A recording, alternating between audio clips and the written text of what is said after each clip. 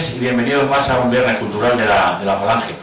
Gracias a todos los que habéis venido hasta aquí para escucharnos y vernos, y gracias a los que nos seguís por las redes sociales.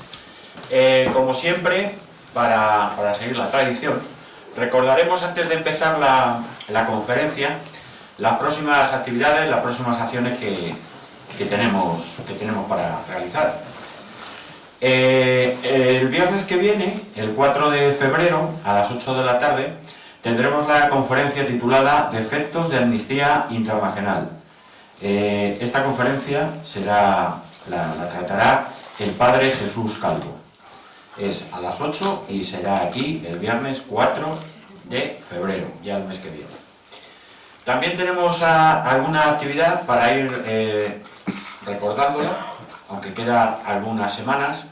Es una manifestación que va a haber y un acto político y homenaje a Matías Montero el viernes 11 de febrero. La manifestación partirá desde la Plaza de España y terminará en la calle Juan Álvarez de Mendizábal. Está la placa de homenaje donde asesinaron a nuestro camarada Matías Montero. Este año es el viernes 11 de febrero. Será la manifestación desde la Plaza de España hasta Juan Álvarez de Mendizábal. Más cosas para recordar. La hora. 8 de la tarde. Gracias, pensaba que lo había dicho. Muchas gracias, camarada. A las 8 de la tarde en la Plaza de España. Sale la manifestación hacia Juan Álvarez de Mendizábal. Y ahí al final habrá el acto político, se leerá camaradas del SEO, de Juventudes, los textos en cuanto a la memoria y el ejemplo de nuestros mejores, como Matías Montero, para la lucha de hoy y la conquista del mañana. El lema de la manifestación también: reconquistar la juventud para España. Recordaros también el programa La Hora del Café, todos los martes a las 6:30 de la tarde, el programa de la Falange.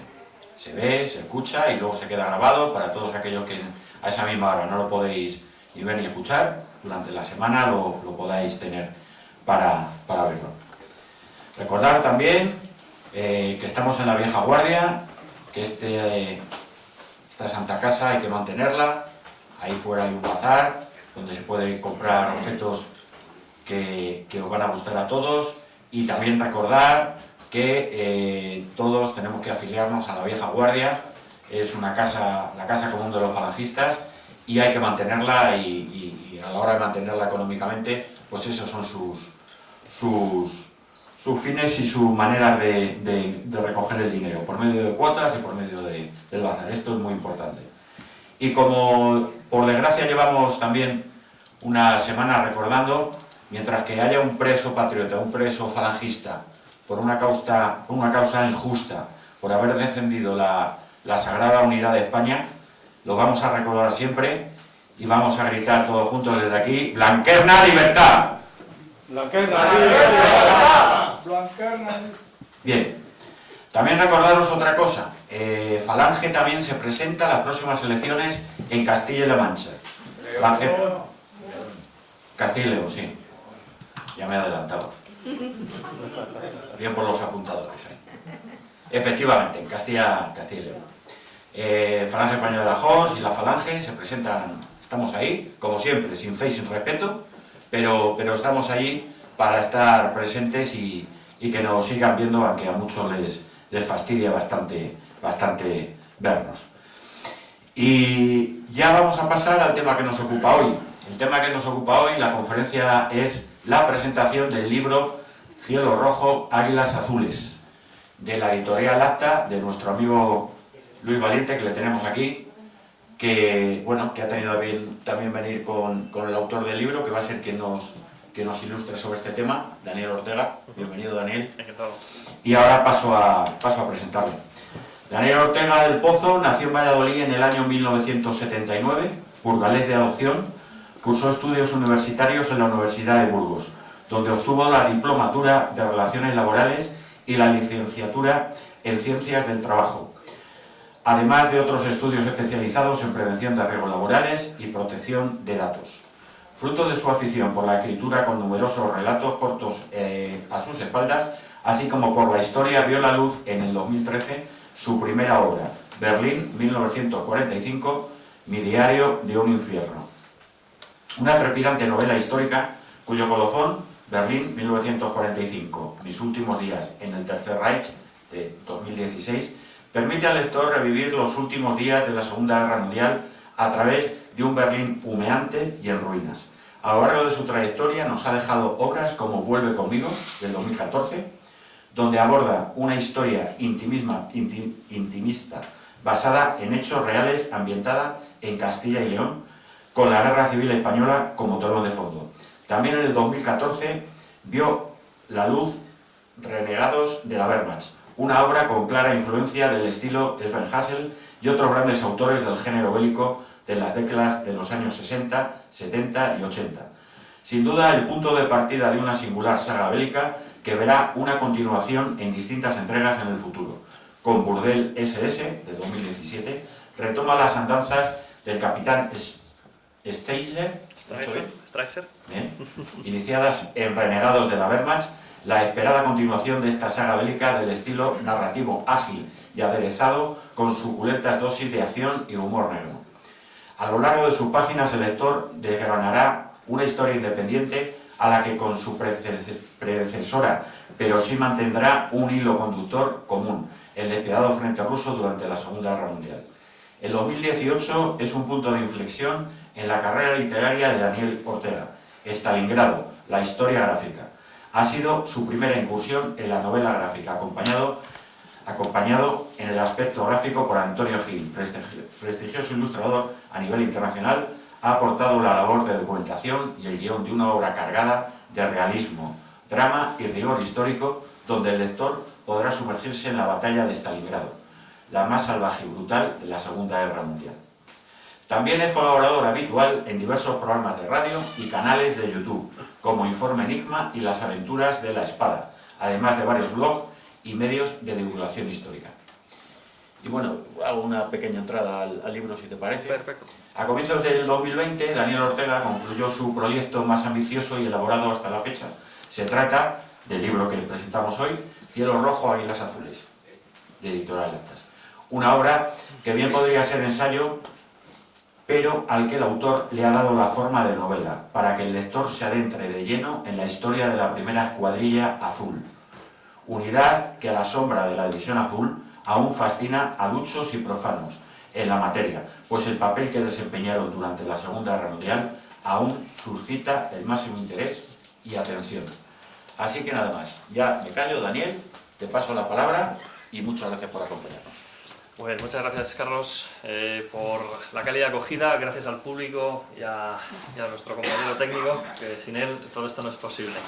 Por supuesto, agradecer a Luis Valiente, el editor, que pues bueno, después de que el libro vio la luz a finales de 2020, pues todavía sigue apostando por un proyecto que hemos pensado desde un principio, que va a abrir los ojos a más de un lector, porque, como bien comentaba en la introducción Jesús, nos sigue sorprendiendo las andanzas de la División Azul en el frente ruso, pero es que también hubo una unidad hermana, entre comillas, más pequeñita. Estamos hablando de un total de unos 700-800 hombres que transitaron por sus filas, de 5 escuadrillas azules. El motivo de por qué hemos venido hoy, pues tal vez porque estamos todavía con este tema dichoso del bicho a cuestas, y la verdad que teníamos muchas ganas de presentarlo en varios puntos de Madrid.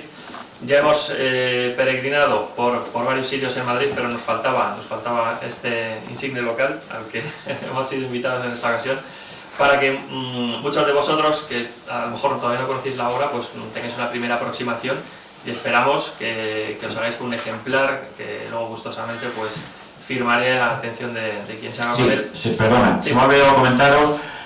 Por supuesto, el libro se pondrá a la venta al término de la conferencia. El precio del libro es 36 euros. Nuestro amigo Luis Valiente, que como es el jefe de la editorial, lo deja amablemente a 30 euros para el que lo quiera luego adquirir y firmar por disculpa, que se me lo olvidado. Faltaría más. Detalle importante.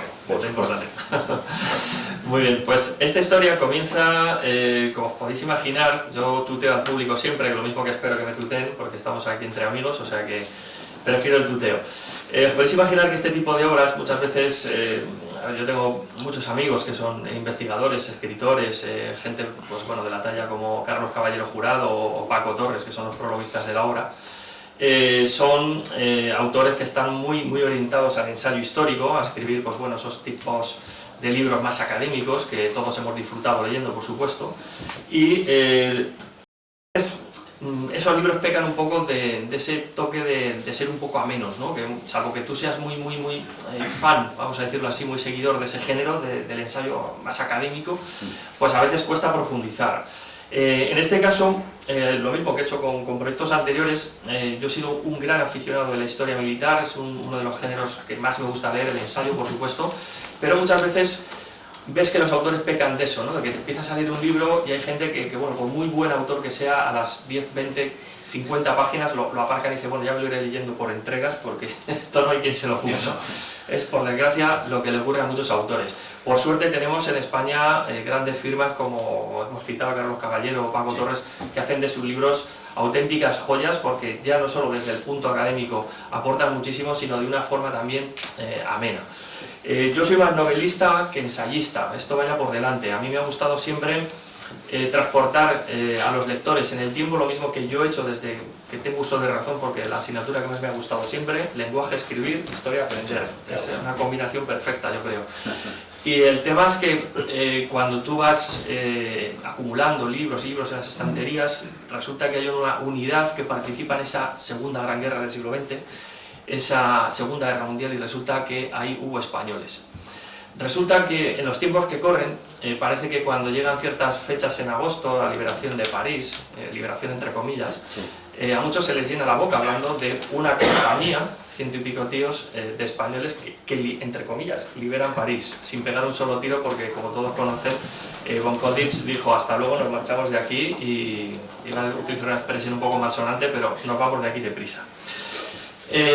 No se libera París como nos han intentado vender por ahí, pegando tiros y con una lucha fiera, ni mucho menos, ¿de acuerdo? Es insisto, una historia que se ha mitificado con el paso de los años. Resulta que como hay otro frente en la Segunda Guerra Mundial que está allí en Rusia, en el este, que muchas veces pasa desapercibido, salvo por alguna película, pues como la de Stalingrado de los años 90, otro remake que se ha hecho ahora, etcétera, etcétera, parece que es un frente secundario, pero es que cualquier historiador que se precie y estudioso de la Segunda Guerra Mundial, cuando hablamos de la Segunda Guerra Mundial, está claro dónde se gana la guerra, o dónde se pierde, según el bando, ¿de acuerdo? Es en Rusia. Nos han estado vendiendo, Hollywood se ha encargado de eso, ¿de acuerdo? Ya sabemos quién mueve los hilos hoy en día. Se han encargado de, durante la Guerra Fría, bombardearnos ¿con qué? Con una visión irreal de lo que ocurrió en el siglo XX. De hecho, hay una encuesta que se puede consultar en internet y que es pública, se puede ver, que tú preguntabas a un chaval de Francia de los años 40 finales, lo más inmediato al periodo ya de posguerra, y le preguntaban, ¿quién considera usted que ha ganado la Segunda Guerra Mundial? Y el 99,alto% decían que la Unión Soviética con el Ejército Rojo. Y eso es algo que es real. Porque si empezamos a tirar de estadística, bueno, esa encuesta la haces hoy, ¿y qué te va a contestar el chaval francés? Que los Estados Unidos. Tenemos películas pues, por todos lados, documentales por todos lados. Sí. Es una visión irreal la que nos están contando hoy en día. El objetivo de este libro, iremos ahora un poquito viendo el proceso de creación de la obra, es eso, profundizar en un frente que, salvo que seas muy estudioso de este tema, pasa, pues por desgracia, desapercibido. Y ahí, yo siempre digo el dato, no me gusta mucho dar datos porque para eso están los libros y cada uno consulte por su cuenta. La Wehrmacht, del ejército alemán, se deja 3 de cada 4 hombres, se les deja en Rusia. El 75% de las bajas son en Rusia. ¿Eso que convierte al frente occidental y al frente africano en una pachanga de tercera regional? Y esto lo vengo diciendo más de una década en presentaciones y conferencias. Y la gente te mira raro, como diciendo, no, pero si es que el desembarco en Normandía, digo, yo presumo de haber visitado infinidad de campos de batalla donde tuvieron lugar los hechos. He entrevistado a muchos veteranos, por desgracia ya van quedando menos. Tengo un gran compañero de investigación que es José Antonio Márquez Periano, que ha publicado más de 30 obras. Tenemos un podcast de reciente creación entre los dos, el Héroes de Guerra 2.0, que se puede encontrar en iVoox. Y buscamos esto, desmitificar, desmontar tanto mito que hay por ahí, ¿no?, acerca de la Segunda Guerra Mundial o de la Primera Guerra Mundial. Yo cuando muchas veces decimos, no, el frente occidental, el desembarco en Normandía, yo hago una analogía para que veamos dónde nos vamos a meter ahora en los próximos minutos.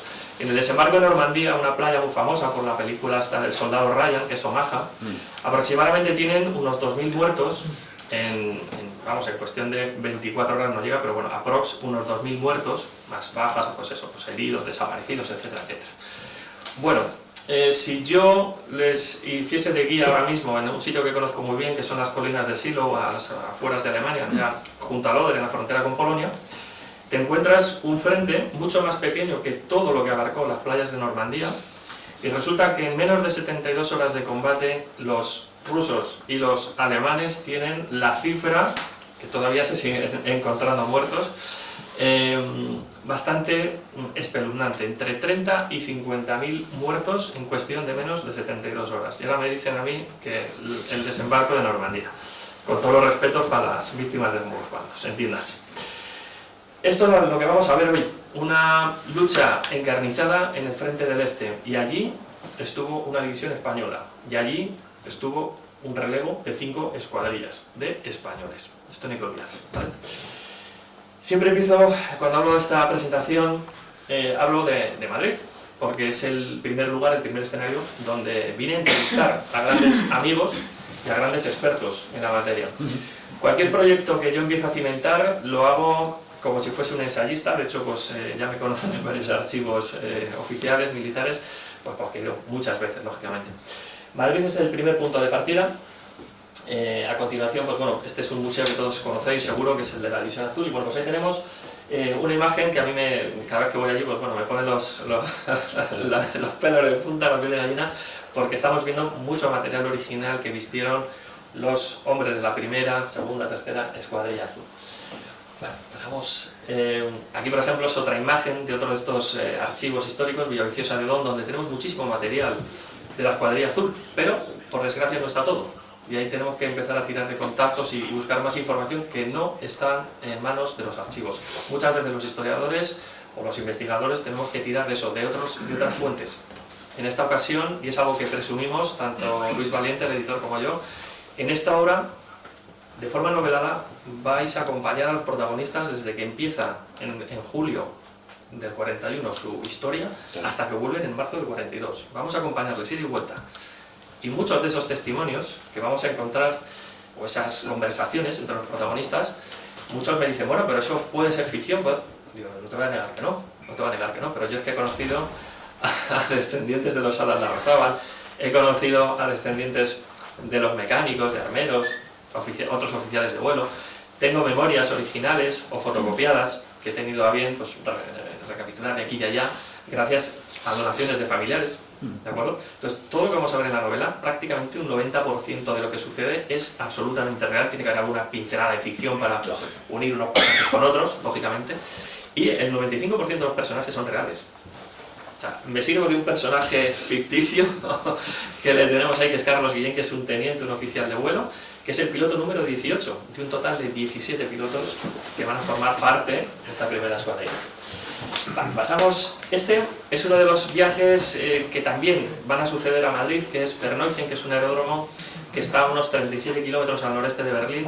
Me lo he recorrido ya unas cuantas veces, la misma época del año en la que ellos lo pisaron, ¿vale? En un verano y luego en invierno, para intentar aclimatarme. Yo, bueno, cualquiera de los que me conocen ya un poquito en la sala, que ha sido mi trayectoria, todo lo que sean sensaciones de los personajes es porque yo lo he sentido, intento plasmarlo.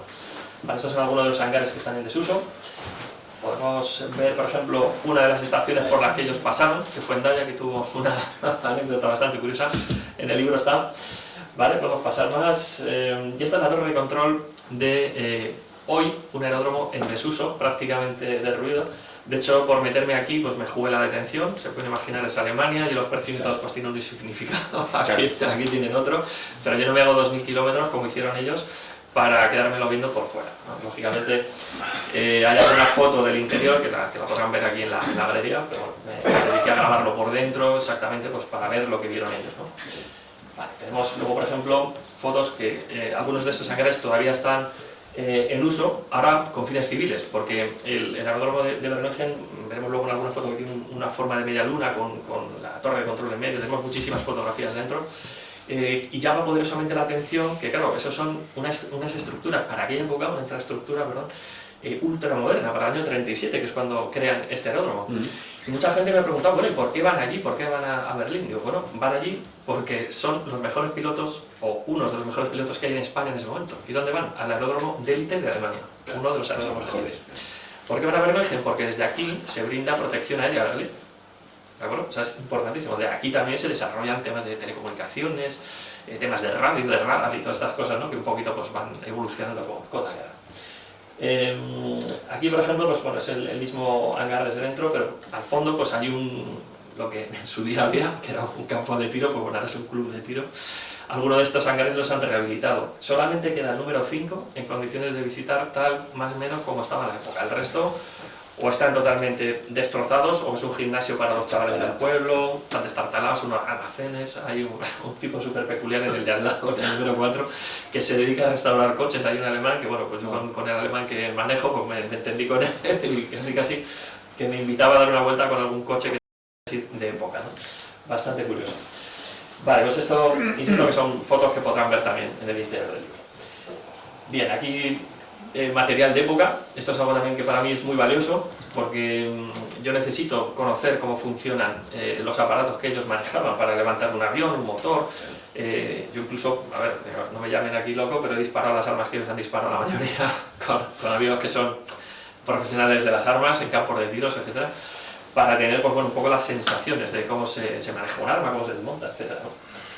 Vale, tenemos también imágenes de ese interior del aeródromo, que para mí es un viaje en el tiempo, porque fíjense la importancia que tenía Berneuchen, que cuando termina la Segunda Guerra Mundial los soviéticos se hacen con el control del aeródromo, lo utilizan como base temporal para sus helicópteros, con el tiempo pues alargan las pistas y tal, y meten aviones, pero mucho del interior todavía está como en los años 40 prácticamente. Lógicamente, años 50, años 60 los soviéticos hacen su apoyo. Vale, tenemos así alguna imagen más, pero bueno, pueden ver que está totalmente incluso ya pues la vegetación pues sí, se acampa a sus anchas. Vale, tenemos alguna más por aquí, pueden ver que está pues bueno, ya todo prácticamente en ruinas.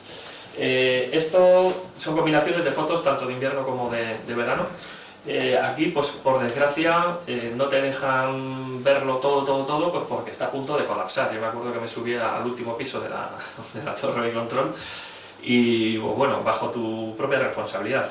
Yo tengo ahí un par de contactos, uno es historiador local de Berneuchen, el pueblo que está al lado, y bueno, me dijo, si te quieres subir, tú sabrás. Digo, vale, a ver, yo me subo, o sea, no me hago 2000 kilómetros para no verlo por dentro. Vale, esta es la época que tenía, perdón, la pinta que tenía en la época, es insisto, un aeródromo de vanguardia. Aquí no va a ir cualquiera, aquí van a ir los españoles, van a ir pilotos, por ejemplo, croatas, que hacen muy buenas migas con ellos, y van a coincidir en el frente, por cierto. Van a ir pilotos rumanos, búlgaros, gente que son, de alguna forma, pilotos de élite en sus respectivos ejércitos, ¿de acuerdo? Y van a combinarse con la doctrina alemana de hacer la guerra. Vale, ¿tenemos alguna imagen más? Pues pasamos de carpeta. Muy bien, vamos ya hemos visto estos primeros pasos, insisto, que es un poco venir a Madrid, hacer entrevistas a una serie de expertos, como son mis buenos amigos Carlos Bourdon, que ha escrito bastantes obras sobre temática de aviación, y por supuesto Santiago Guillén, que es un gran coleccionista, de los que más, tal vez, más material tenga en España y en el mundo sobre las escuadrillas azules. Poco después ya empecé con lo que es la documentación más académica, ¿vale? Porque aquí en las 600 y pico páginas que tiene la obra, cuando cada uno de vosotros terminéis el libro, vais a ser auténticos expertos en la primera escuadrilla azul. Esto es una promesa que siempre se cumple, ¿vale? Porque tú te puedes leer una historia, un libro, que dices, bueno, pues sí, me ha aportado tal, pero es que aquí estás viviendo la historia como la vivieron ellos. Eso es lo interesante de esta obra.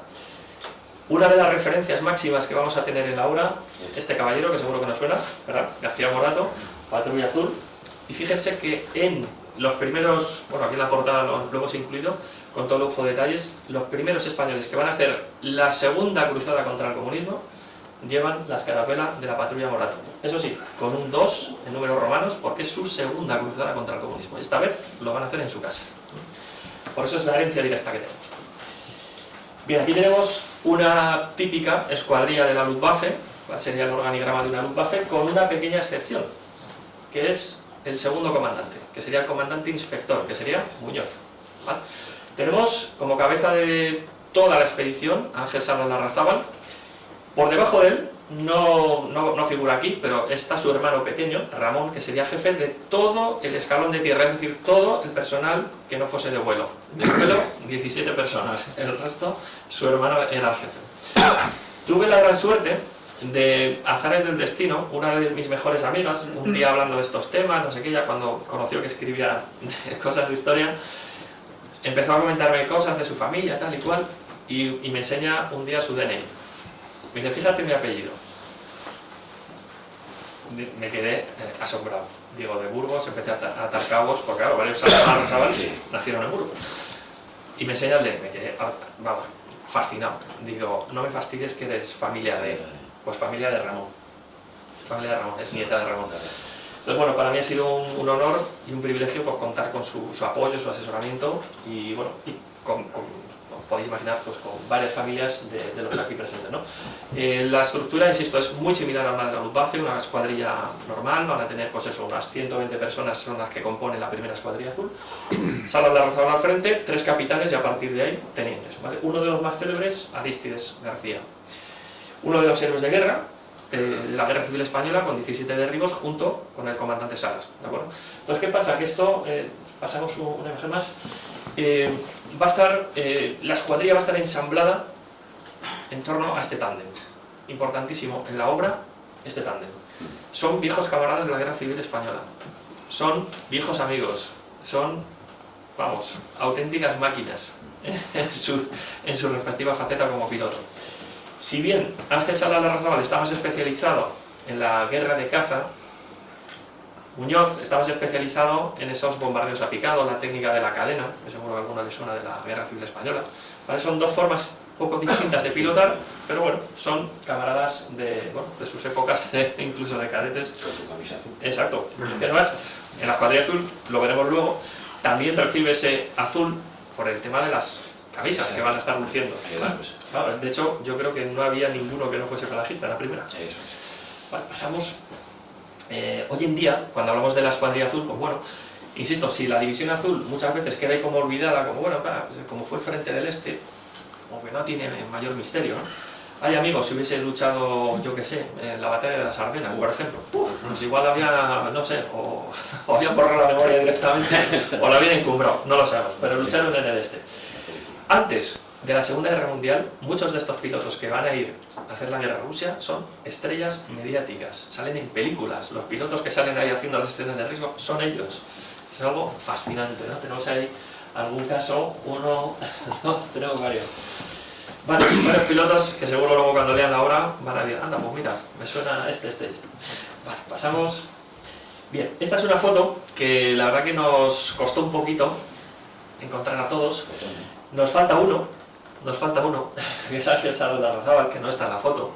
No sabemos por qué, pero bueno, es un poco caótico porque esta foto está tomada en los primeros días de estancia de la primera escuadrilla azul en Verneuil. Un poco caótico porque ellos llegan con su uniforme del Ejército del Aire Español, hacen el cambio a las prendas alemanas, pues bueno, un poquito ahí, bueno, tiene sus diferencias con la alimentación, con un montón de cosas, la disciplina, todas estas cosas, ¿no? Y aquí, pues bueno, empezamos uno por uno y la verdad que pues, localizamos, a todos están identificados. Lo que pasa es que los alemanes no hemos podido contactar ni con familiares, ni hemos podido tampoco descubrir, tirando de los hilos, ni siquiera con mi contacto local, que se sabe hasta prácticamente lo que comía el perro. O sea, es una auténtica pasada. No hemos podido dar con todos ellos. Sí que tenemos a uno de los mayores héroes de guerra que vamos a tener por aquí, desde el León de Kalinin, famoso, von Howald, que va a ser otro de los protagonistas también dentro de la obra porque es el director de esa aeródromo escuela de Verneuil. Y esta es una foto que para mí tiene mucho significado porque fue, yo creo que con la que empecé a trabajar para dar vida a todos estos protagonistas. Inclusive el número 16, que es un intérprete alemán que sabía bastante bien español y que les acompañó durante toda su estancia en el frente. Es súper curiosa la historia del intérprete. Y no hemos numerado al perro porque no subimos su nombre, ya lo siento. Pasamos de imagen. Bueno, los españoles llegan en julio del 41 a la estación de Anhalter en Berlín. Esta es la estación de Anhalter en Berlín. Justo en la acera de enfrente está el Hotel Excelsior y es, digamos, una de las zonas más exclusivas de Berlín en esos momentos. Nada más llegar a la estación reciben una acogida calurosa, aplausos, bandas de música, bueno, se puede imaginar, todo esto estaba abarrotado de gente. Pasamos la imagen, hoy en día prácticamente solo queda una parte de ese pórtico de entrada, ¿de acuerdo? Esto es una foto ya añeja, pasamos foto, pero en aquella época en el interior estaba abarrotada de gente. Muchos berlineses pensaban que España se había unido oficialmente a la guerra con Alemania. Ese es el sentir que tenían muchísimos alemanes y por eso, pues bueno, van desde von Hobal, que es el jefe de la escuela, aparece Finat, que es el embajador español, tenemos pues a Pazó, el agregado aéreo en Berlín, etc. O sea, una serie de personalidades, solamente hay que ver la primera fila, la de galones que hay ahí, ¿vale? Y detrás pues aparece algún piloto español que se ha colado, porque es la foto que saben que va a salir en la prensa. Exacto. Pasamos foto. En ABC, por ejemplo, una de las publicaciones más conocidas en España, trata a los españoles como si fuesen hoy mega estrellas de cine, pilotos de Fórmula 1, futbolistas, la primera escuadrilla azul. Una repercusión que no van a tener ni por asomo la segunda, tercera, cuarta, quinta, ni por asomo, ¿vale? Pasamos. Bien, esta es una foto. Si la otra, por ejemplo, tenía unas caras, ¿verdad?, muy risueñas, todos allí, entre comillas, gorditos, fíjense las caras como por ejemplo la de Sala Larrazábal. Esta es a la vuelta, ya en finales de febrero del 42. Aquí se están haciendo un intercambio de regalos. Fíjense la cara de macrado que tiene Sala Larrazábal, la factura que pasa a hacer la guerra. Sala Larrazábal, como comandante mayor en el escalafón alemán, podía haber hecho la guerra desde un despacho, coordinando las patrullas, que sale el uno, que sale el otro. Pues el tío, de 400 y pico, aquí tiene una estadística al final, de 400 y pico servicios de guerra, él solito se hace 70, duplicando casi el segundo. Y ahí está además con el parche de divisionario. Sí, porque ellos, como la división azul, llevan también el parche de España. Vale, pasamos. Ahí se ve. Aquí se ve todavía mucho mejor el parche, y fíjense la cara demacrada. La cara demacrada, pero total, o sea, aquí tenemos Busquets, que es un piloto que al principio está así más rellenito, demacrado, Se nota. demacrado, ¿vale? Pasamos. Bien, esta es una típica foto que me gusta porque, bueno, muchas veces la gente cuando investiga esto, bueno, les ve como sonrientes y tal. Bueno, no nos olvidemos, eran veinteañeros. Así es. Estos chavales eran veinteañeros, los más mayores, los más carcas, pues Muñoz, Salas Larrazábal, por ahí, que eran treintañeros. Bueno, alguna excepción, miento, el pater, que tenía pues ya una edad más respetable, el médico, que bueno, era bastante, para lo que era así un escalafón un poco raro ya, que era médico, pero era teniente, estaba un poquito al margen del resto, pues bueno, tampoco es que fuera excesivamente mayor, pero bueno, aquí vemos a alguno como Perracido que está ahí con un peluche, un dinosaurio de peluche, están haciendo, permítanme la expresión, el capullo, están pasándoselo bien, están fuera de servicio, pues están haciendo un poquito vida social entre ellos, ¿vale? Vale, pasamos. Esto es donde se encuentran los españoles nada más llegar a Berlín. ¿De acuerdo? Esto es una imagen que, vamos, habla por sí solo. Detrás el Hotel Excelsior, el pórtico de la estación que hemos comentado, y la gallardía española, el estilo, desfilando, pues todo el personal de tierra, ¡fum!, a desfilar. Los oficiales en unos Mercedes de la leche, de la Luftwaffe, que les recogen allí, tal, y estos, pum, empiezan a desfilar delante de toda la multitud. Fíjense, toda esta gente que está de espaldas son policías, como buscamos el equivalente respecto al alemán, al español, serían como policías locales que están haciendo una cadena de seguridad, ¿vale? Y aquí tenemos los de blanco, que serían los policías locales, pero específicos del tráfico, ¿vale? Porque este vídeo se puede ver en YouTube, alguno, en algún documental, y les llamará mucho la atención y dirán, bueno, y estos están ahí currando y estos ahí mirando el paseo, ¿no? Bueno, pues poco tráfico había que dirigir, porque ya se encargaban los oficiales españoles de que todo fuera bien, ¿vale? Vale, pasamos, imagen. Esta, por ejemplo, es una imagen también bastante curiosa, por desgracia no la hemos podido encontrar con mucha más calidad, pero Celia Jiménez, que es la madrina de la división, que también se desplazó a Berneuchen para estar con los pilotos y con los soldados españoles. Esta es una foto ya luego de la primera escuadrilla, sin una posterior. Logré sacar el dato porque este chico de aquí es uno de los personajes principales de la obra, que es Juan, es mecánico, y el nieto ha contactado conmigo, nos hemos hecho muy amigos. Él vive en Canarias, yo vivo en el frente ruso, vivo en Burgos, pues estamos un poco lejos, y lo del frente ruso por el frío, y el otro, pues mira, en el frente africano, me ha tocado. Entonces hemos trabajado muy buena amistad, y la verdad que, pues bueno, me pasó muchísimas fotos, entre ellas pues alguna de un poquito mejor calidad, estas más de propaganda de la época, vamos a llamarlo así, más oficial, y aquí le tenemos ya como sargento. ¿vale? Pero él empezó aquí en la guerra, en la primera escuadrilla azul como cabo, fue ascendiendo, y fue de los pocos casos que se enroló hasta 3 veces en la primera, segunda y tercera escuadrilla, uno de los pocos casos, ¿no? Para que vean el grado de compromiso que llegaban a tener algunos de ellos, ¿no? Con su lucha, ¿vale?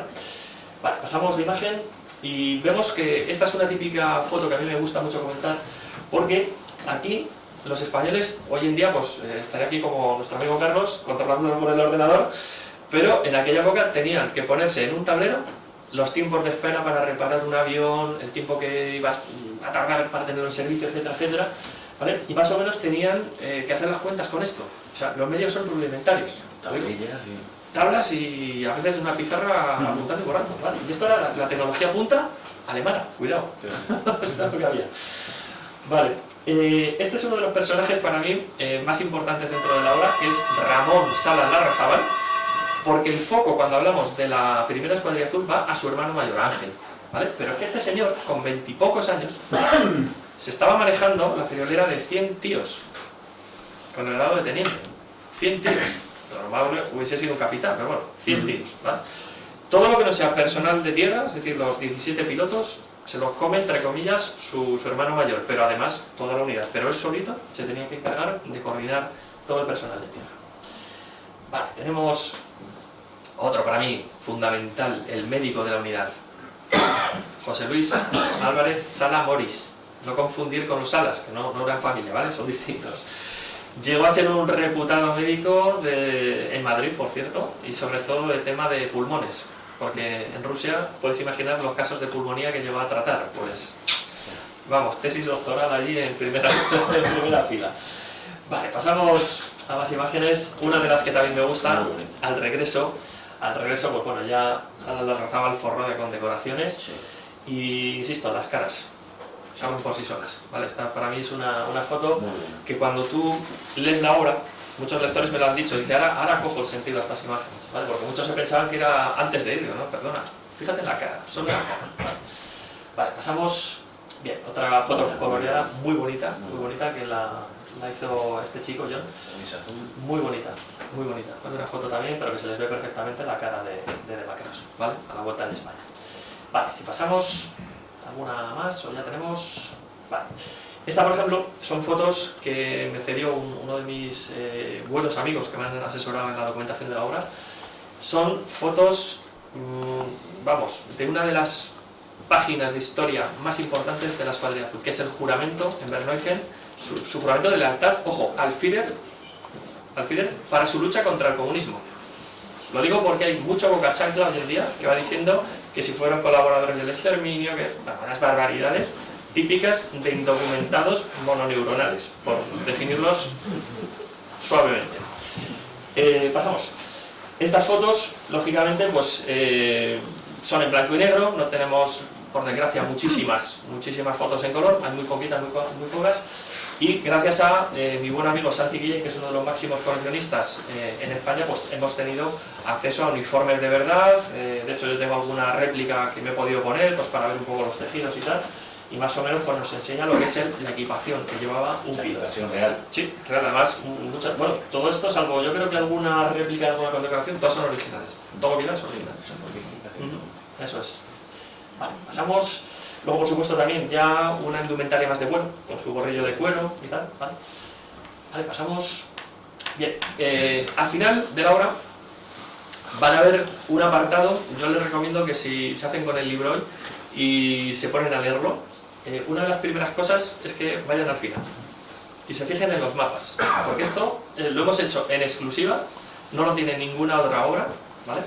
Que trate de la escuadrilla azul, no tiene estos mapas. Hemos hecho un seguimiento por donde fueron los españoles desde el verano del 41 hasta finales prácticamente de septiembre, que es cuando llegan a Minsk, los días previos a entrar en combate en el frente ruso, ¿vale? Esta sería toda la trayectoria que van a hacer. Vale, si avanzamos un poquito más, tenemos otro mapa hecho en exclusiva para esta obra. Insisto, no la tiene otro libro sobre la escuadrilla azul. Ya saben que en la escuadrilla azul hay muy poquitos, pues bueno, este es el único que tiene una cartografía de este nivel. En principio, hemos cogido localización y fecha donde llega el primer contingente español, porque la unidad en muy pocas ocasiones estuvo junta, reunida en el mismo punto. Muy rara vez, ¿vale? Veremos luego por qué, pero fíjense, También hay algún boca chancla por ahí que dice que los españoles no volaron sobre Moscú. Luego les voy a citar un pasaje que se me ha quedado grabado a la memoria. Los españoles volaron sobre Moscú. ¿Y estuvieron por qué en Moscú? Porque estaban con el grupo de ejército centro, estaban participando en el asalto a Moscú. Estaban con las unidades de vanguardia, estaban con los blindados, estaban protegiendo el avance de los blindados. Lógicamente, quien no ha estudiado esto le puede estar sonando a chino, esto que me está contando Daniel aquí hoy. Bueno, la Segunda Guerra Mundial, pues bueno, en junio del 41 está ya esa guerra entre Alemania y la Rusia de Stalin, ¿no? La Operación Barbarroja. Tres grupos de ejércitos, los españoles de la División Azul, si se fijan, en un primer lugar llegan hasta las inmediaciones, como hemos visto, de Minsk, y de repente les hacen subir para Leningrado, ¿verdad? Bueno, pues los españoles de la Escuadrilla Azul tiran por el medio. ¿Vale? Estos van para Moscú. Luego diré por qué, porque igual aquí alguno a lo mejor conoce la historia, pero es muy raro que unos vayan para un lado y otros vayan para otro. Bueno, veremos por qué. Vale, pero este es un poco todo el periplo que van a hacer. Insisto, en algunos aeródromos están días y en otros pues tiran pues, una estancia un poquito más grande, pero la mayoría de estos sitios son aeródromos de campaña, improvisados sobre la marcha. Vale, veamos alguna imagen más. Vale, pasamos de carpeta.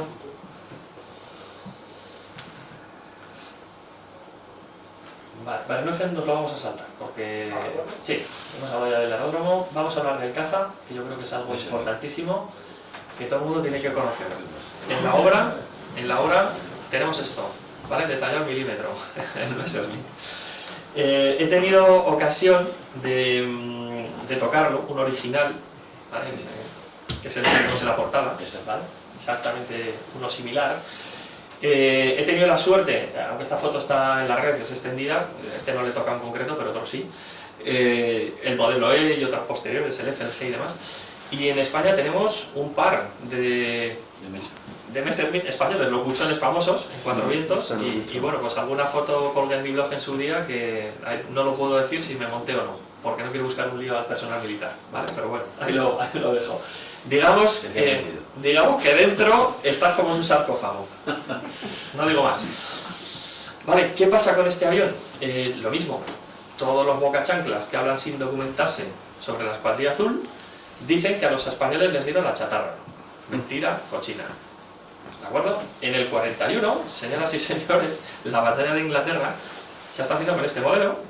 Poquito a poco después aparece el Friedrich, ¿vale? Este es el Emil, muy característica por la toma de así encuadrado, ¿vale? Ya el F y demás tiene esa otra toma un poquito ya distinta, más redondeada. Los españoles lógicamente están en una de tantas escuadrillas, en una línea del frente de 1000 y pico kilómetros, casi 2000, desde el Mar del Norte hasta el Mar Negro. ¿Va a haber Bf-109 Friedrich para todas las escuadrillas que están en el frente? Hay que ser un poco tonto para pensar que, o muy listo, no lo sé, pero el típico bocachancla siempre dice a los españoles la chatarra, no, perdona. Es muy poco probable que una unidad de vanguardia, en el momento del asalto a Moscú, esté forrada toda la escuadrilla con el modelo F. Es prácticamente imposible, porque no se estaban produciendo a tal cantidad, ¿de acuerdo? Entonces los españoles van con el E, y es un aparato que van a acabar dominando. Fijaros el detalle que voy a dar, que los españoles cuando ya van avanzando hacia los aeródromos, los primeros aeródromos como Mosna y demás, se van a cruzar con gente como Molders, que es un viejo camarada suyo de la guerra española, es el mayor as alemán de la Legión Cóndor, muchos son amigos de él, y también va a haber un señor por encima, que es Richthofen, Wolfram, primo del célebre Barón Rojo, que va a estar a cargo de una flota aérea, que es de la que va a depender la escuadrilla española, y los españoles van a depender a su vez de Molders. Qué casualidad, ¿no? No han ido a Leningrado, van a Moscú. Tal vez porque eran pilotos de élite y Richthofen y Molders dijeron, esto es para mí. Encajamos cositas, ¿no? Encajamos cositas, ¿vale?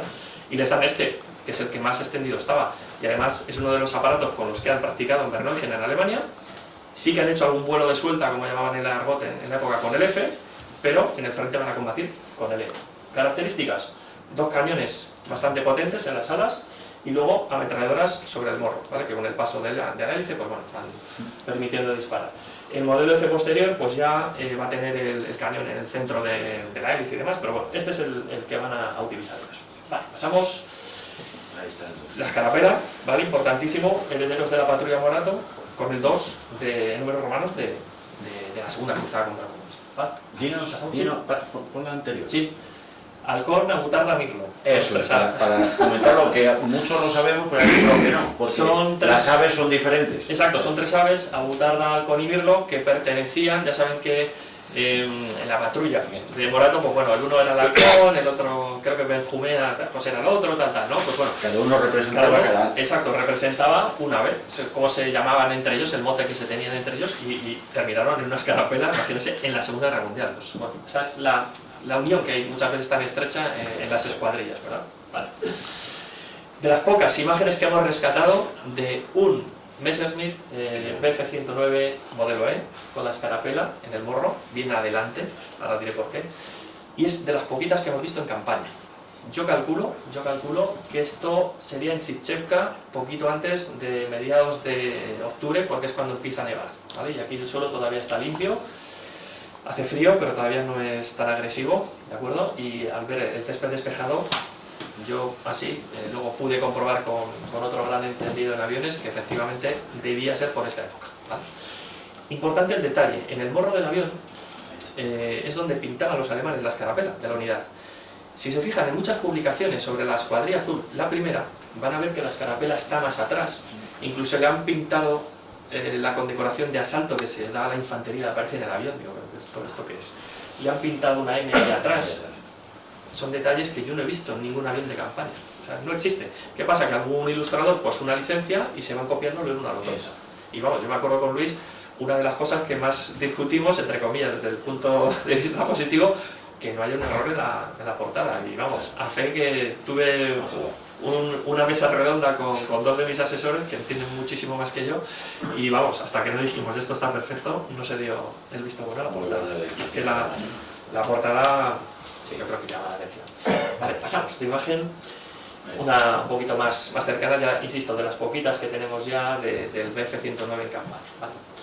Bien, pasamos de imagen. Esta es una de las ilustraciones que les digo. Al principio, arriba, estaría el de la primera escuadrilla azul, luego pues ya van heredando otros aparatos, segunda, tercera, cuarta.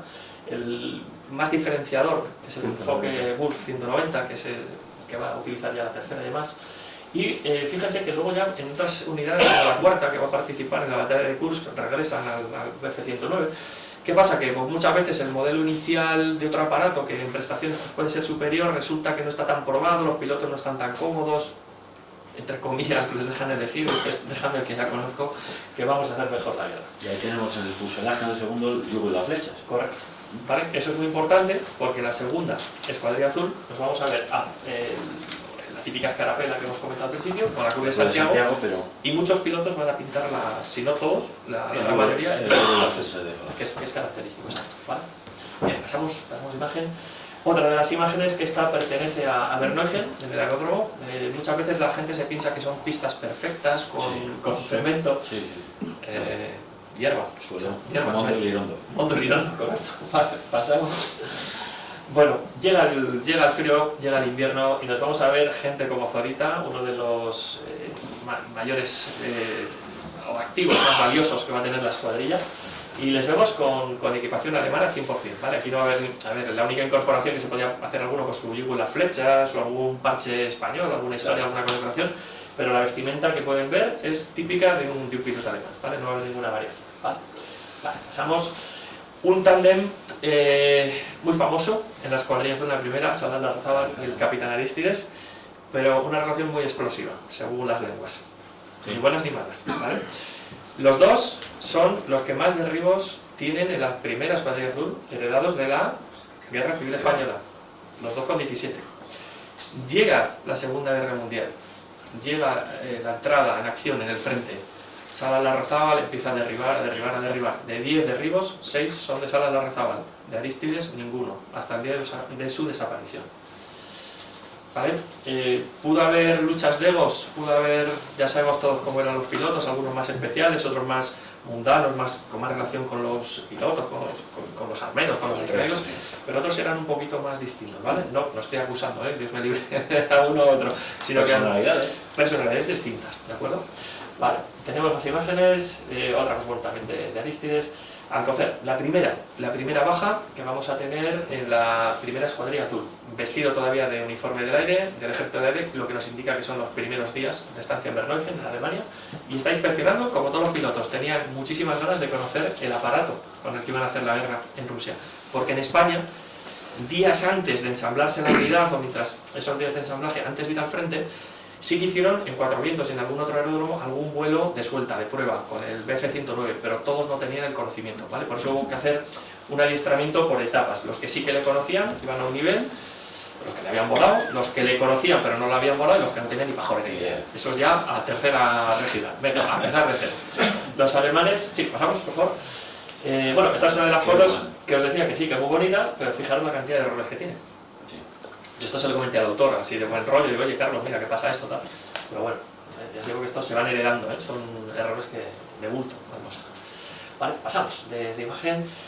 Mi amigo, Ferre Clausel, otro gran artista, otro gran pintor de batallas, seguro que muchos de aquí conocen a Dalmau, pero Ferre Clausel para mí es otro de los grandes de España, ¿no? Se le echaron a la yugular en muchos foros cuando publicó este trabajo, que se lo encargó un gran amigo mío de La Rioja, por cierto. Se lo encargo. ¿Qué pasa? Que la escena en sí recoge la escuadrilla azul volando sobre la Plaza Roja de Moscú. Total, puesto a prueba, muy bien. La Plaza Roja de Moscú, correcto. Bueno, esta escena como tal no tuvo lugar. No tiene sentido. ¿Para qué me voy a meter yo hasta la Plaza Roja para hacerme un selfie si no había móviles entonces? No tiene sentido. Ni Facebook ni nada. Nada, no había, no se podía compartir. La guerra en directo, no había capacidad de eso. ¿Qué ocurría? Que los españoles tenían que dar, en el asalto hacia Moscú, hemos dicho, apoyo a las unidades de vanguardia, no eran una escuadrilla de caza, era una escuadrilla de asalto, es decir, bombardeos en picado sobre posiciones, como llaman los alemanes, Schwerpunkt, es decir, los puntos fortificados, abrir paso a los blindados y posteriormente a la infantería. Y días que se les aparecía la Virgen, les decía el mando alemán, hoy, caza libre, pues ala, hacer lo que mejor sabía, ¿no? Bueno, pues en esta ocasión, el vuelo que hacen sobre Moscú está documentado, yo tengo las memorias de ese piloto, las tengo fotocopiadas, y nos dice, y es que tengo grabado a fuego ese pasaje, dice, hoy nada particular, salvo que la temperatura ha bajado a 40 bajo cero. Bien, empezamos bien, nada. En Burgos vamos así, tal. Algo que bueno. Y nos dice el piloto, un oficial de vuelo, que está haciendo terna con Salas Larrazábal y con Muñoz. Es decir, que se van al sitio más peligroso del frente del este, Salas Larrazábal, Muñoz y un piloto, pueden imaginar, por temas con la familia, no lo puedo citar, ¿vale? Un tercero. Y ese piloto dice, aparte de la temperatura, dice, hoy he tenido el honor de hacer un servicio muy especial, volar sobre Moscú. ¿Vale? Y eso lo deja escrito en su diario. Queda bastante claro que ha volado sobre Moscú. Bueno, si tú luego te ves ahí por los partes de vuelo del día y tal igual, toda esa documentación más técnica, efectivamente atacan un aeródromo que brinda protección a la ciudad de Moscú, porque eso es lo interesante, machacar los aeródromos del enemigo, las posiciones fortificadas, los antiaéreos, y eso es lo que hacen. Y otro de los pilotos dice, nosotros fuimos en la primera oleada, y madre la que cómo nos recibieron, pobrecitos los que vinieron después. También escrito por otro, ¿vale? Vale, pasamos. Estos son los aparatos a los que se van a enfrentar los españoles, todo el catálogo que se puedan imaginar de los rusos. Bastante complicados de derribar, por cierto, porque los alemanes, pues bueno, con sus cazas sí muy versátiles, muy modernos, pero es que los rusos tenían, joder macho, unas fortalezas con alas de cuidado. ¿Vale? De hecho, los españoles hacen algún servicio memorable en el que derriban 3 bombarderos de B-3 en un único día, que iban a arrasar con unas posiciones alemanas, y luego reciben, bueno, los elogios, vamos, los más expresivos por parte de los alemanes, que iban a haber sido aniquilados, ¿no? Pues gracias a la intervención de los españoles logran derribar 3 aparatos de B-3 que, insisto, eran auténticas fortalezas. Vale, pasamos un poquito de imagen. Estos son un cuadro de mandos de un caza por dentro, vale, podemos ir pasando sin ningún problema. Lo que he dicho, 4 vientos, un buchón, son construcción idéntica, lo único que el motor que tienen dentro, los buchón, por eso tienen esa panza un poquito más pronunciada que los alemanes, pues porque tienen un motor inglés que es el Rolls Royce, ¿vale? Es un poquito la diferencia. Vale, pues aquí tenemos los típicos instrumentos de mando, palanca de gases, pues el joystick como lo llaman ahora, ¿vale? La palanca de mando. Y luego, pues bueno, una carlinga que se tenía que abrir así, o sea, era un poquito... Otros sí que se podía deslizar. A mí este tipo de carlingas me gusta más porque en caso de emergencia los pilotos con este tirador la podían desplazar sobre su cabeza y a nada que hubiese una corriente de aire la arrancaba de cuajo. Entonces ya podían saltar. Sin embargo, las correderas, telita, que he leído un montón de testimonios de pilotos, se atascan y puede ser mucho más peligroso, ¿vale? Bien, esto es la instrumentación con la que trabajaba esta gente, una brújula, un altímetro y 4 cositas más por ahí, o sea, tampoco tenía más cosas. Vale, pasamos, sí, alguna imagen más, pues bueno, estos 4 vientos, insisto que tienen ahí... Piloto, Ay, casi me falta el gorro. Pues en principio son buchones, o sea, es que son exactamente iguales estéticamente que un Bf-109. De hecho, en la película La batalla de Inglaterra, que es de los años 60, si no me equivoco, 50 finales, son buchones los que hacen de Bf-109, ¿vale? Vale, pasamos... Bueno, pues aquí haciendo... nada, colgamos un poco. Y también me interesa mucho que fijen la comparativa del tamaño de los aparatos, ¿vale? Son... en posición de reposo, que es como lo dicen en el argot, pues bueno, ven que tiene el morro un poquito elevado, yo mido un 80 más o menos, pues imagínense el morro tal. Esta gente cuando ponía en marcha el motor y empezaban a andar, iban a ciegas.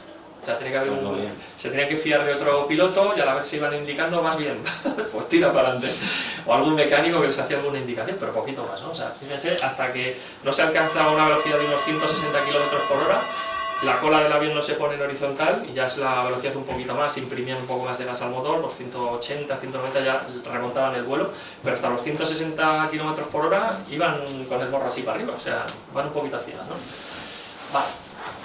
Bueno, ya, yo creo que cerramos ya el apartado, esta carpetita, y bueno, simplemente otro de los aparatos que va a manejar la escuadrilla azul es el típico, la tía Yu, como la llamaban, el Junkers 52, que es el avión de enlace, ¿vale? Antes hemos visto a un piloto, Alcocer, que era el hijo del alcalde de Madrid en aquella época, fallece el 2 de octubre en las inmediaciones de Mosna, el primer aeródromo donde va a operar la escuadrilla azul en el frente, y sus restos mortales los transportan hacia Berlín en un avión de este estilo, que si no me falla la memoria fue Bartolomé el piloto que se encargó de llevar el aparato hasta Berlín. Hoy, por suerte, contamos con los restos mortales de Alcocer en España, en mi provincia, en un cementerio de una ciudad en concreto. Era natural de allí, pues bueno, vamos, natural, tiene muchas relaciones y la familia la sigue teniendo, y lo trajeron aquí gracias a que una novia que se echó en Berlín en esos 2 meses que estuvieron, dijo, oye, que sí, los rusos, claro, cuando llegaron allí descojonaron todo el cementerio de los héroes que llamaban, ¿no? Y gracias a la novia, dije, no, él está aquí, y efectivamente lo desenterraron y pudieron traer los restos. Se hizo una pasada de honor el ejército del aire con unos cazas, yo creo que es un homenaje más que merecido, ¿vale? Vale, y pues bueno, también fíjense el tamaño que tienen estos aparatos, ¿vale? Vale, pues pasamos a otra carpeta. Estos son los que hay en Alemania, que bueno, pues más o menos también te dejan indagar todo lo que tú quieras. Sí, la verdad que es una pasada. En Alemania, depende de sitios, pues bueno, te investigan siempre, antes de qué palo vas, todas estas cosas, ¿no? Y bueno, allí tiene muy prohibido el tema de hacer apología de estas cosas, entonces pues bueno, se cuida mucho de que el investigador que llega allí, sobre todo extranjero, pues bueno, puede hacer una obra sobre todo de rigor, eso es lo que nos interesa, ¿vale? Bien, tenemos unas breves fotos de algunos alemanes que coinciden con los españoles. El primero de ellos, Werner Wolters, por supuesto, el héroe de guerra alemán, que con la Legión Cóndor, pues digamos que es el máximo exponente, ¿de acuerdo? Llega a salir en el Adler, es como, pues, no sé, el Marca de hoy, o el que lo veía la gente ahí, pues bueno, son publicaciones semanales o mensuales. ¿Qué pasa? Que la infantería pues leía más el Signal, luego la Luftwaffe leía el Adler, ¿vale? Que era la revista que tenía, ¿no? Pues este es uno de esos héroes de guerra que, por desgracia, pues muere en un accidente. Vale, aquí, si os podéis fijar, Busquets, tenemos también a Sala Larrazábal, tenemos al intérprete alemán aquí, estaban siempre hablando con Wolters, pues porque estaban bajo el mando, es que era su amigo, su camarada, ¿no? Al fin y al cabo. Vale, pues pasamos también por ahí. La nomenclatura de los rangos, pues bueno, es un poquito distinta a la que tenemos en España, pero bueno, básicamente lo van a conocer porque lo van a tener aquí en el libro, pero bueno, que sepan que los rangos españoles no coincidían plenamente con los alemanes, por lo tanto hubo que hacer ahí alguna modulación, alguna combinación un poco extraña, ¿no? Vale, estos serían los rangos más bajos y luego pues bueno, ya tenemos los de sargentos, que por ejemplo los alemanes tienen 5 tipos de sargento, mientras que en España pues bueno, tenemos sargentos tal, y luego está la figura del brigada, que tal vez pues podría ser pues el Oberfeldwebel o incluso el Stabsfeldwebel, pero es como el suboficial mayor, o bueno, es una distinción un poquito distinta, ¿vale? Bien, tenemos luego pues los rangos ya más rimbombantes, ¿no? Pero bueno, nosotros nos vamos a quedar sobre todo con Sala Larrazábal y con Muñoz, que va a ser el de mayor, el de comandante, y de aquí para abajo pues serían pues los del escalón de vuelo. Por cierto, algo que llama poderosamente la atención a los alemanes cuando llegan a Berneuchen, que ven bajar de allí, de los coches, de los autobuses, 17 tíos, claro, con el emblema de piloto español, no sé qué, y se quedan alucinados. Y en muchas memorias de ellos, de los alemanes, se pensaban que iban a tomar parte, o iban a formar parte de la dirección de la aeródromo escuela. O sea, porque no era normal, porque los alemanes ya con el rango de sargento podían pilotar un avión. Mientras que claro, un mayor pilotando un avión no lo veían normal, ¿no? Pues estos se apuntaban a todo lo que había, ¿vale? Vale, pues pasamos incluso de carpeta, pero bueno, algunas fotos más de moldes que ya conocerán. Vale, pasamos de carpeta incluso. Vale, si no distripamos mucho el libro, ¿no? Vale, creo que de carpetas nos quedan, no quiero extenderme mucho más, vamos a ir a la última, ¿vale? Vale. En principio, pues bueno, van a haber imágenes exclusivas para esta obra en el libro, ¿vale? Que son algunas que tenemos aquí preparadas, pero bueno, por no extendernos mucho más. Van a haber fotos que les va a llamar mucho la atención, sobre todo cómo se trasladaban de un aeródromo a otro. Olvídense de que están en el siglo XXI, estamos en el siglo XX, en los años 40, estamos en Rusia. Las carreteras, pues ya sabemos cómo eran, por llamarlas carreteras. No iban todos metidos en un avión, en un Junkers de un sitio a otro. Eso era algo excepcional, sí que ocurría, porque aquí queda reflejado en el libro, pero tampoco era seguro. Mete tú a todos tus pilotos en un avión, que los descojone, hablando mal y pronto, la caza enemiga, y te has quedado sin escuadrilla, ¡pum!, en 0, no tiene sentido. Por eso muchas veces iban en ferrocarriles, tal, y verán auténticas barbaridades en las carreteras rusas, ¿no? Bueno, aquí tenemos a Ibarretxe, uno de los personajes más carismáticos de toda la escuadrilla. Ha tenido el honor de contar con material de la familia, y esta es una de las fotos de posado que tiene de después de la guerra, ya un poquito la cara recompuesta después, ¿no? Fíjense que era carismático este hombre, que siempre era un poco digamos, el termómetro de la moral dentro de la escuadrilla, ¿no?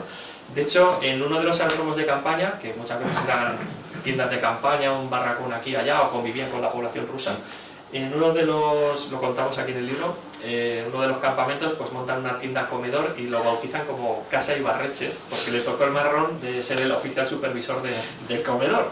Bueno, el tío se lo toma bien y pues aceptó la broma de sus compañeros. Vale, tenemos algunas de las palabras más emotivas, son las del propio Sala Larrazábal, ¿vale? Que él va recomendando uno por uno a todos los hombres de la unidad, ¿vale? Si se ha destacado en el frente, si ha hecho pues, algún acto de valor, qué tal, pues bueno, todo eso va firmado, y esto yo lo he tocado con mis manos, ¿vale? En colecciones privadas o en archivos oficiales, ¿vale? Y tocar esto, se me está poniendo el pelo de punta, no recordarlo, ¿vale? Vale, tenemos más imágenes. Ángel Sáenz Larrazábal llega a ser uno de los personajes más insignes dentro del ejército aéreo español.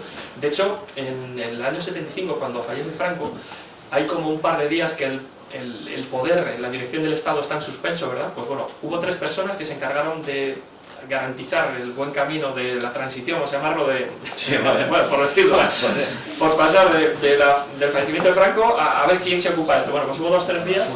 Pues 3 personas, una de ellas fue Ángel Sáenz Larrazábal, ¿vale? Héroe, en este caso, de la primera escuadrilla. Vale, tenemos más imágenes.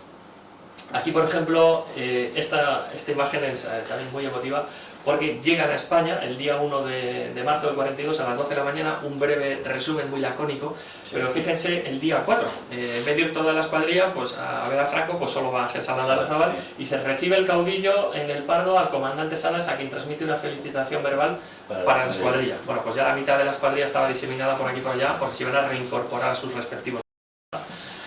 Vale, tenemos así alguna foto más para ir cerrando. Y bueno, pues aquí está, por ejemplo, es una de las fotos que también más emblemáticas que he podido hacer de esta documentación, porque el 30 de agosto, después de estar un mes ya en Berneuchen, que ya los españoles, vamos, controlaban los aviones, de hecho, para que se hagan una idea, solo destrozan 2 aviones en todo el periodo de instrucción, cosa que los alemanes pues machacaban 10, 15 tranquilamente, pero los españoles solo 2, algo que llama poderosamente la atención de la profesionalidad de nuestros pilotos, ¿no?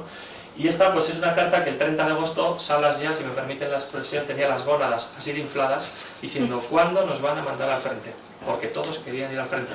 De hecho, el comentario que había en el tren en julio, finales de julio, era joder, que despacio va esto, vamos que nos perdemos la guerra. Ese era el comentario que había en los vagones, ¿no? Vale, tenemos ya una de las últimas fotos. Esta la hice en la Estación del Norte, que es cuando ellos salieron en julio del 41. Pues esta me la hice hace un par de añitos, justo cuando estaba en el 20, ¿me acuerdo? Que es cuando le di el manuscrito a Luis Valiente y fui a hacer pues nada, por allí cerca a comer con mis dos buenos amigos, Carlos Burdón y Santiago Guillén. Si leen al personaje dirán, coño, el nombre tiene algo que ver. Y nada, hicimos una comida de despedida del manuscrito porque iba a pasar ya a manos de Luis y fue un día muy emotivo porque fue el mismo en el que la escuadrilla partió hacia Rusia. ¿Vale? Y esto, pues bueno, ha sido 3 años de trabajo, 3 años de investigación, de entrevistas, de viaje al extranjero, de una inversión económica bastante fuerte porque ir a pues, muchos emplazamientos, pues lógicamente no es gratuito. No te lo financia pues bueno, la cultura en este país, no es como va y en manos de quien está. Pues bueno, incluso en algunos foros, en algunas páginas te hacen quitar la esvástica, que es algo que no entiendo, estamos hablando de historia, señores. Pero la Audi, el martillo y la cruz, o la otra historia sí se puede, pero esto no, pues bueno, zumba al bolo la cosa. Bueno, y este es un perfecto resumen, el cielo rojo y las azules, de un esfuerzo a mi más puro estilo, que yo no entiendo escribir una novela que, vamos, lo ha calificado Carlos Caballero, no soy yo ni es Luis, lo han calificado como ensayo novelado, de la cantidad de información que hay aquí, ¿vale? De hecho, insisto, cuando se lean el libro van a ser de los mayores expertos en la primera escuadrilla azul de la cantidad de información que van a controlar. Al final del libro hay una parte más académica, unos mapas, unas fotografías y por supuesto pues alguna estadística pues, para los más meticulosos, ¿no? De la investigación que hemos podido reunir. Vale, yo creo que no tenemos, no sé si falta alguna foto más. Vale, pues bueno, les animo, aparte de leer el libro, las fotos que van a encontrar en el libro están ordenadas cronológicamente, es algo que le pedí por favor a Luis que respetara, porque nos va a enseñar la evolución de las caras de los pilotos y del personal de tierra y de la climatología que por desgracia les machacó, y todas las novedades, todos los proyectos literarios, incluso alguna cosa más, entrevistas, participaciones en programas de radio, lo pueden encontrar en danielortegaescritor.com, que es mi página web, y en las redes sociales, pues Facebook, Twitter o en el canal de iVoox de Héroes de Guerra 2.0, que hemos hecho ya algún programa sobre la División Azul, que la verdad que nos hemos quedado alucinados, mi compañero José Antonio y yo, al cual le mando un abrazo desde aquí, porque en prácticamente una semana y media hemos tenido casi 20.000 descargas, que nos hemos quedado alucinados, porque parece que la memoria de la División Azul está muy viva, más de lo que nos imaginamos. Y por desgracia, la memoria de la Escuadrilla Azul está como 7 peldaños por debajo porque es la hermana pequeña de la División Azul. Y gracias a este proyecto, creemos que estamos intentando hacer llegar este proyecto a la gente de una forma amena, divertida, pero con el rigor de un ensayo, y que muchos de los lectores ya me han escrito a través de la web o el correo electrónico que puedan encontrar dentro para felicitarnos por el proyecto. Y es algo que tanto la editorial como yo estamos muy contentos como va funcionando y muy orgullosos de haber tratado este tema para recuperar y ensalzar un poquito más, si cabe, la memoria de unos chavales, 120 chavales aproximadamente, que fueron a dejar sus vidas. Hay que recordar que fueron 6 bajas las que suman los españoles, 5 pilotos, 2, 3 muertos, desaparecidos, ¿vale? En total 5, y un único soldado de infantería, a pesar de todas las burradas que les, bueno, se puede imaginar que les pasan, y los combates que prácticamente los tanques soviéticos se les echan encima en algún aeródromo y hasta el médico tiene que coger el rifle y pegar tiros. Eso lo van a ver aquí, no me lo invento, eso lo vivieron ellos. Así que les invito a que vivan también, ustedes, vosotros, la historia de la primera escuadrilla azul. Muchas gracias, Daniel.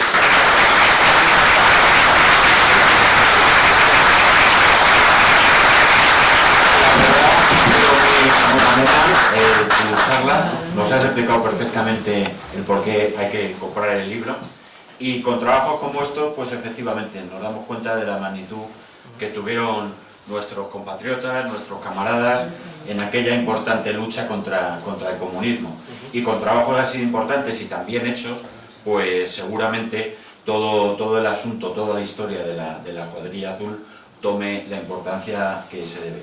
Así que otra vez muchas gracias, y gracias también a Luis como editor de este gran libro, Luis. Muchas gracias.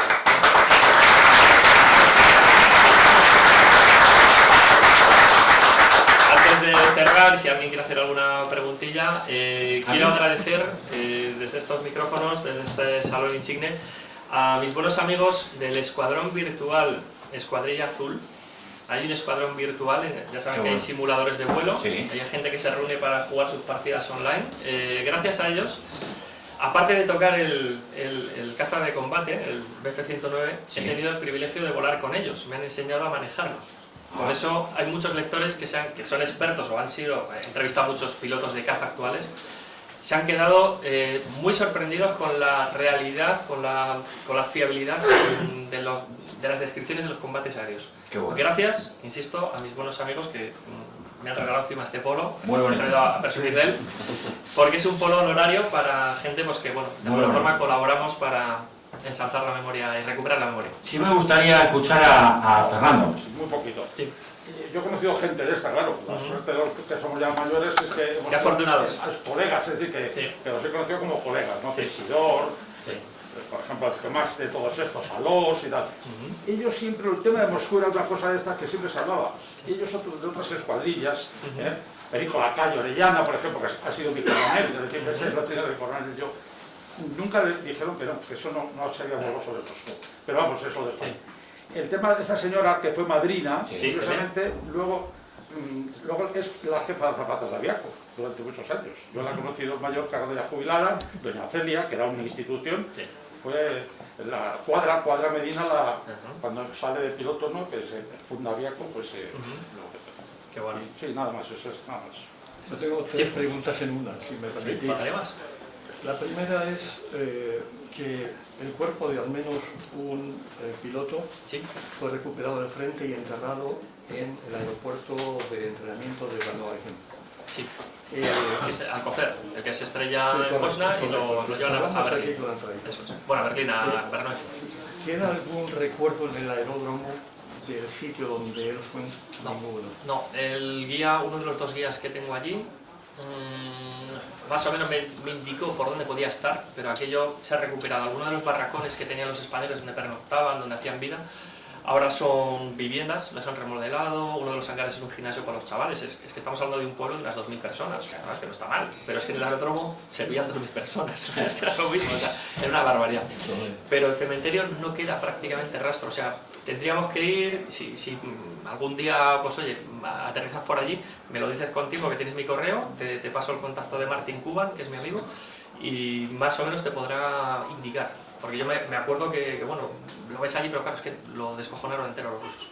La número 2 de Sí, tres son faltaría muy más. cortitas. Sí, sí. En esa disputa, bueno, disputa entre comillas, entre Ángel Salas y el comandante Aristides, bueno, comandante Sí. entonces, teniente creo que era Aristides, Capitán en la escuadra. capitán Eso ya es. era. ¿Tenía algo que ver su historia, la historia de Aristides en la guerra?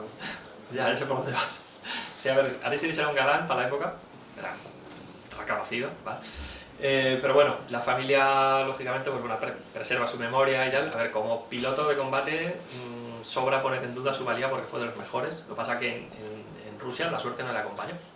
Ya está. O sea, otros tuvieron la oportunidad de derribar varios cazas enemigos, pero él no tuvo la fortuna. Sí que se supone que tuvo algún probable, es decir, que no tuvo testigos que confirmasen el derribo, ¿vale? O que le dejó tocar que volver sus líneas, pero sí que hubo, a ver, cierto, de alguna forma, sí, enfrentamiento, entiéndase, sí que pudo haber algún roce, lógicamente, Salas Larrazábal es el mando, es el que tiene que poner ahí orden y pues cualquier cosa que se salga un poco de la norma, le llamaban el seco, por algo, ¿no? Yo me refería a esa, digamos, ese pase del Frente Rojo al Frente Nacional y, bueno, esas dudas que podían existir sobre la...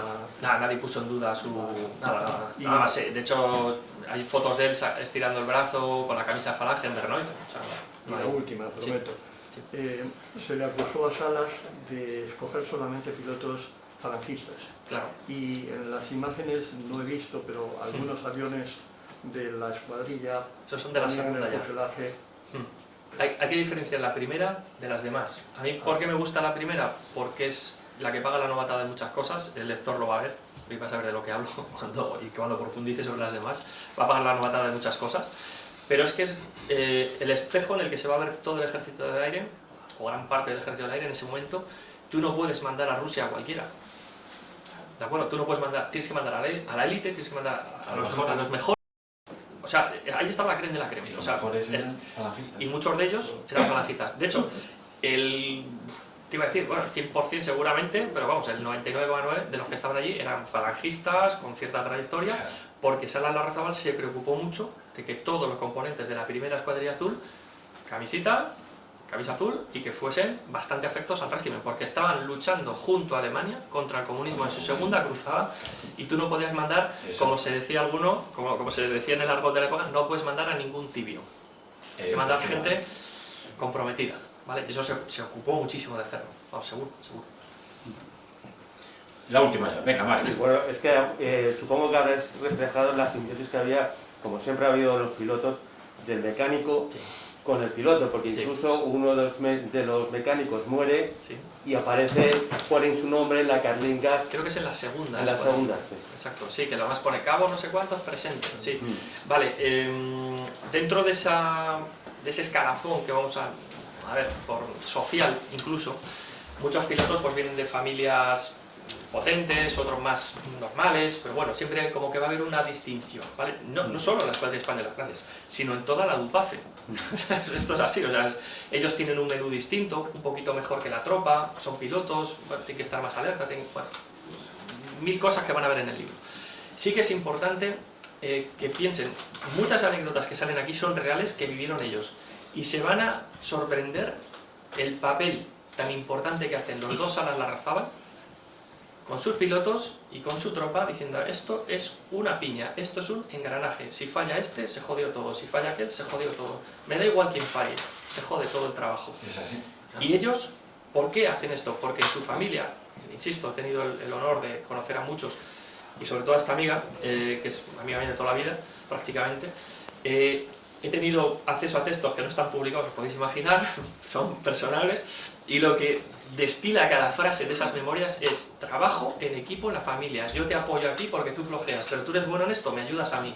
Y eso es la escuadrilla azul, la filosofía Salas en su máximo exponente. Aquí todo el mundo tiene un papel relevante, fundamental, y nadie puede cojear. Y si cojea le tenemos que ayudar. Y eso es lo que se va a ver en las páginas, porque ellos lo inculcaron. O sea, y así, no va a haber así se triunfa en equipo. Claro, y por eso, aunque pagan a no matar en muchas cosas, tú ves las estadísticas y dices, joder, asalta a Moscú en los 50 bajo cero o más que hubo en algunos aeródromos, y tienen estas estadísticas, joder. Es que algunas escuadrillas alemanas con aparatos mejores no consiguieron esto ni de palo, ni de broma. Muy bien, pues muchas gracias otra vez. Gracias a Recordaros, el libro 30 euros, nos lo deja Luis Valiente, el editor. Recordaros el acto político, la manifestación del viernes 11 de febrero por Matías Montero y por reconquistar la juventud para España. Recordaros también el viernes 4 de febrero, conferencia a las 8 de la tarde, los defectos de la amnistía internacional por el Padre Jesús Calvo, y agradeceros vuestra presencia a los que estáis aquí y a los que nos veis desde las redes. Muchas gracias. Muchas gracias.